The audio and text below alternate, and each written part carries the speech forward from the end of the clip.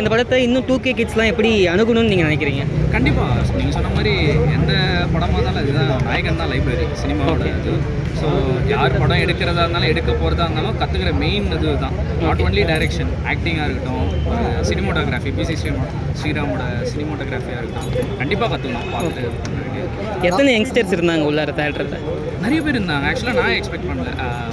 80s kids 70s kids மட்டும் இல்லை, எல்லாம் 90s 2K கிட்ஸ்லாம் கூட நிறைய பேர் வந்து காலேஜ் பசங்களாம் கூட வந்து பார்த்துட்டு தான் செலிப்ரேட் பண்ணாங்க. எங்களுக்கே ஆச்சரியமாக இருந்தது. பரவாயில்ல, நல்ல ஒரு ப்ராடக்ட்டு என்றைக்காக இருந்தாலும் அது இதுவாக படத்தில் ஒரு லைஃப் ஜேர்னியாக இருக்கும்னா அது எப்படி அதை ஃபீல் பண்ணி கண்டிப்பாக. ஆக்சுவலாக அவரோட சின்ன வயசுலேருந்து ஒரு டெத் வரைக்கும் அப்படியே ட்ராவல் பண்ணி எடுத்துகிட்டு வந்த படம். இன்னொன்று அந்த 3 வேரியேஷனும் காமிச்சிருப்பாங்க படத்தில். நல்லா இருந்தது. ஓகே, தமிழ் சினிமாவில் உங்களுக்கு பிடிச்ச ஒரு 2 கேங்ஸ்டர்ஸ் ஃபிலிம் சொல்லுங்கள். நாயகன், பாஷா.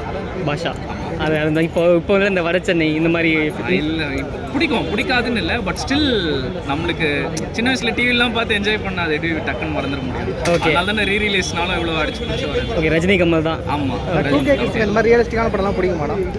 இல்லை பிடிக்குது அவங்களுக்கு. அவங்க ஆக்சுவலாக நிறைய பேர் பார்க்காம இப்போ தான் இன்றைக்கி புதுசாக பார்த்தவங்களும் இருக்காங்க. ஏன்னா பக்கத்தில் சீன்லாம் தப்பாக சொல்லியிருந்தானுங்க. அப்போ தான் தெரிஞ்சது அவங்க படமே பார்க்கல, இப்போ தான் பார்க்குறாங்க. இது ஒரு நல்ல விஷயம் தான் நினைக்கிறீங்க? ஆமாம், கண்டிப்பாக அது நம்ம நிறைய தடவை பார்த்துட்டு இது பண்ணுறதுக்கும் அவங்க எப்படி புது சீன் அவங்க பக்கத்தில் நான் பார்த்துட்டு இருந்தேன் அவங்க எக்ஸ்பிரஷன் எப்படின்ட்டு. அவ்வளோ இதுவாக நான் தான் அடிச்சேன்னு சொல்ல போகிறேன். அங்கே வேற ஒரு சீன் நடக்குது, என்னடா அப்படின்றாங்க. ஆனால் நம்மளுக்கு ஒரு பெருமையாக இருந்தது. பரவாயில்லடா, இல்லை நம்ம எங்கேயோ இருக்கோம்.